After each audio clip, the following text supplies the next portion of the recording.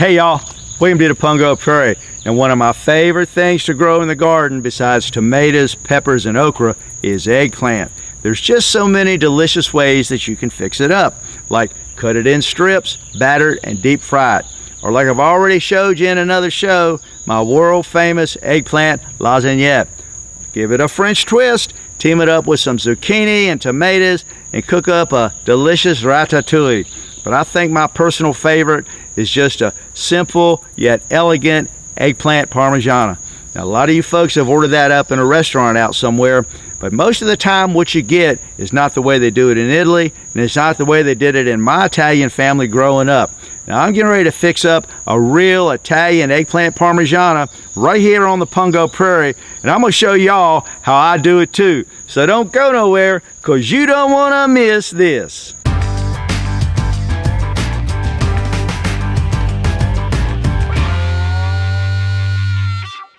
Now, most of the time when you go out to a restaurant somewhere and you order up an eggplant parmesan, what you get is a slice of eggplant about yay thick that's been breaded and deep fried. Has some marinara sauce spread over top of it and finished off with some melted mozzarella and Parmesan cheese. But that's not what this is at all.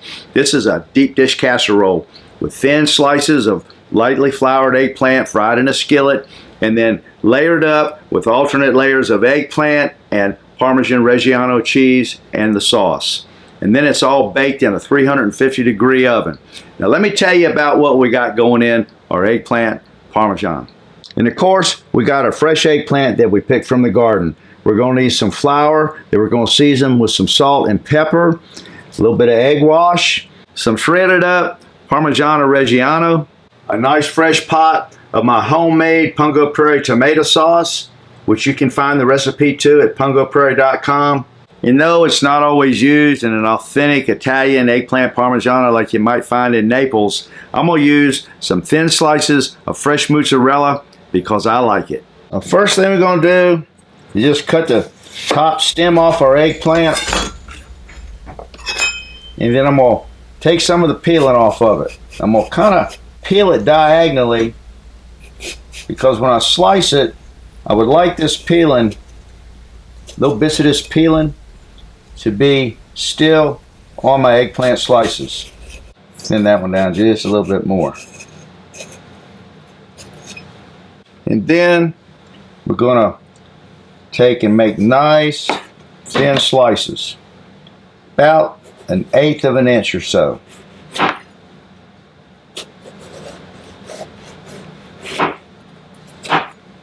Just like that.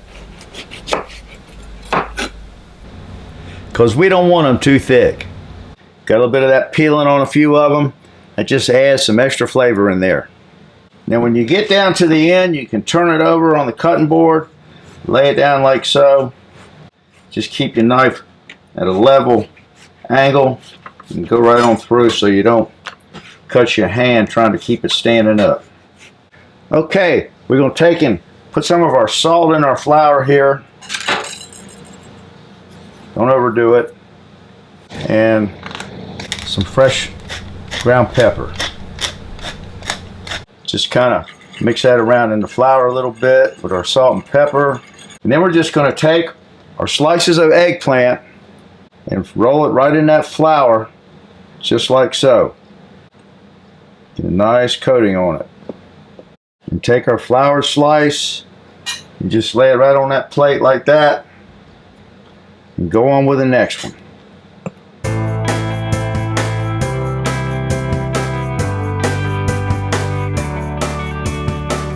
Now we're going to take our vegetable oil here, put about 3/8 of an inch deep layer of it in this nice big skillet and heat up our oil.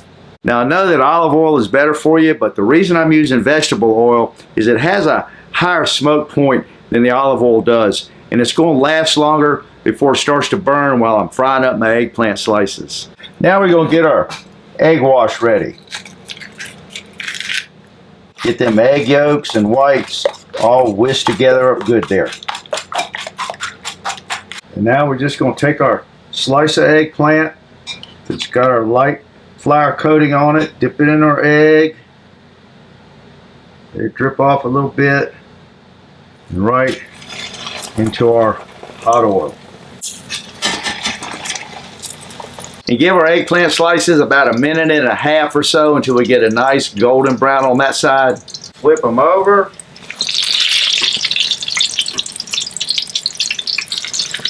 And brown up the other side. And then we're going to transfer our nice browned up slices of eggplant right over here to this little dish I got this paper towel sitting in. Put on another layer of paper towel. Stack them right on up. Now we go on with the next batch.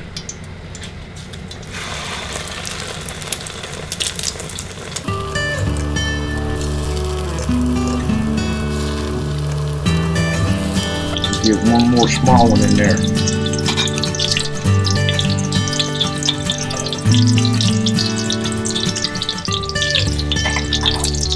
Perfect. We got our eggplant slices all fried and layered up in this paper towel. And we're going to set our dish right down here next to our casserole. Take some of our nice, fresh, homemade Pungo Prairie tomato sauce.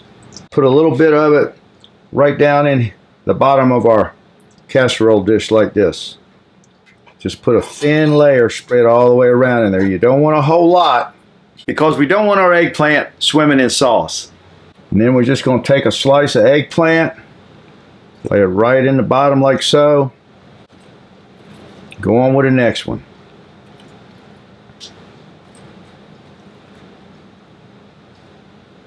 Just a little drizzle of sauce, not much.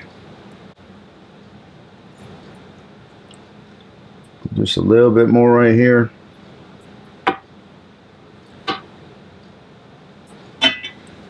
Take some of our shredded up Parmesan cheese. Put a little bit of that right on there like this. Don't overdo it. And a little bit of this fresh mozzarella. Just like so.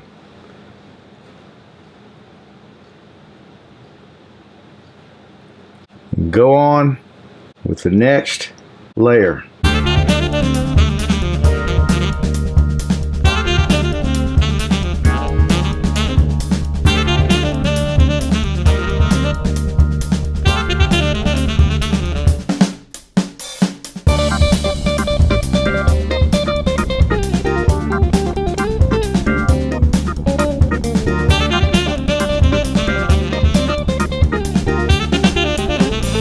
And we're going to do one more layer.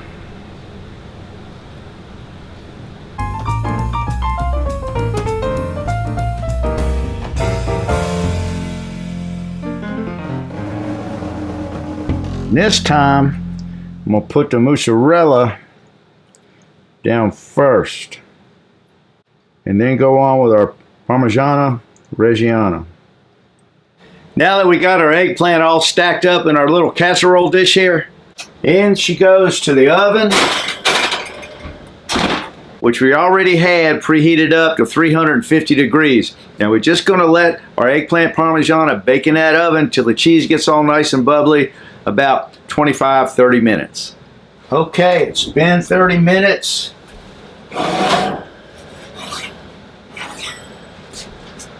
Oh yeah. Just set it down right there. Let it cool just for a few minutes. Come right on in here. Get us a nice stack of our eggplant Parmesan. Go right down there on that plate. Add us a nice little basil leaf garnish. Pour us a glass of the Black Dog here. Dear Lord, thank you for gardens and all the wonderful vegetables that we can grow in them like this delicious eggplant. Bless it now to nourish our bodies and strengthen our spirits for a life in thee. Through Jesus we pray. Amen. Now you know I've been dying to dive into this. See all those nice layers in there? Now that's what I'm talking about.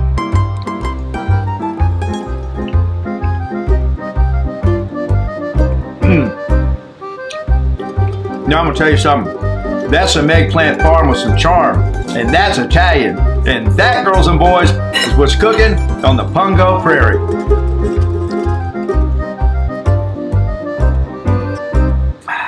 Bella. Cousin Susie, I got some of Grandpa's genes in me too, baby. And kind of looking a little bit like Youngstown around here today too now, isn't it? Now normally I like to use tomatoes that I've canned up fresh from the garden back in the summertime whenever I happen to have them on hand. And trust me, I do. I got them all dumped out in this little bowl here. And we going in. We're just gonna hand crush them. You gotta be careful, because these things will spit at you. Now right here, I got about a third, maybe almost a half a cup of a nice red wine. We're just gonna add that in there to our sauce. It's the perfect sauce to serve up alongside fried calamari. I love it on my lobster ravioli, or my personal favorite way to serve it up, on some good old spaghetti. Add a little bit of this nice Parmesan cheese right on top. Cousin Susie and Dave, thank you for the cheese you brought me from Bruley Brothers Deli in Youngstown. Y'all really ain't all that bad after all. When the stars make you drool like a pasta vazoo, you're in love.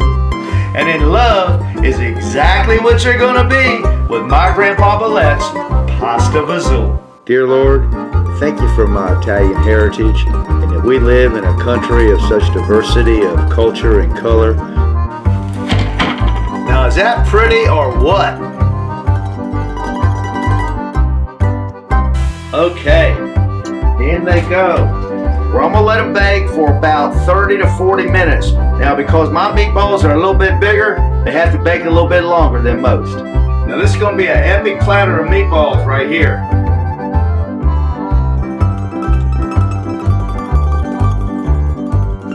Hey, I know Bordeaux's French, so is the name Billette, but that don't matter, because Grandpa was still Italian.